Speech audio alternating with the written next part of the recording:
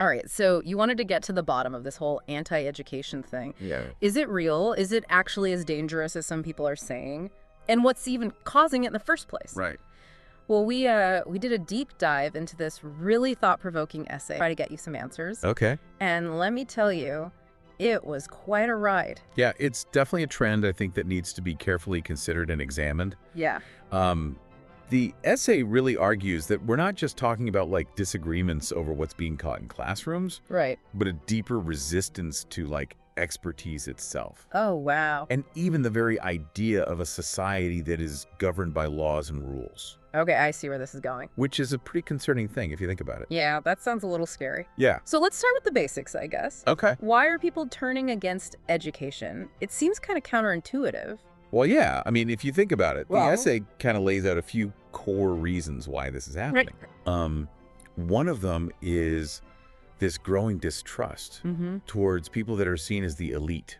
Yeah. So people are feeling like educators and intellectuals are kind of out of touch. Right. They're pushing agendas instead of just, teaching. Oh, so it's like the classic us versus them kind of narrative? Exactly. And that narrative, it just feeds into this Yeah. other massive factor. Yeah.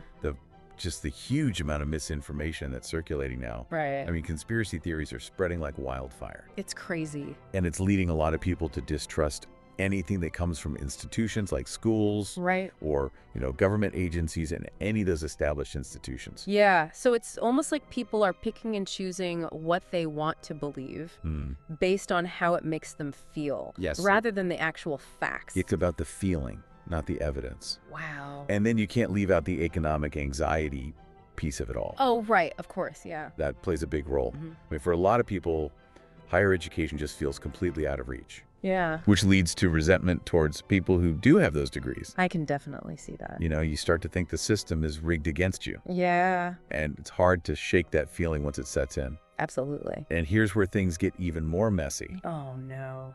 Because you have certain politicians who actually use that very real economic anxiety to get votes. Oh, so they're like manipulating people's fears? Exactly. They paint intellectuals as the enemy. Wow. So it's all connected. Yeah, it's this whole mix of distrust, misinformation, economic anxieties, and then even political manipulation.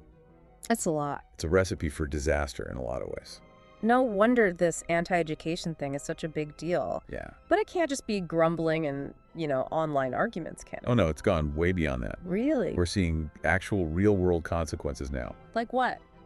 Well, for one thing, think about all the book bans that are happening in schools. Oh, right, where certain groups are trying to, control what kids can even learn about. Like all those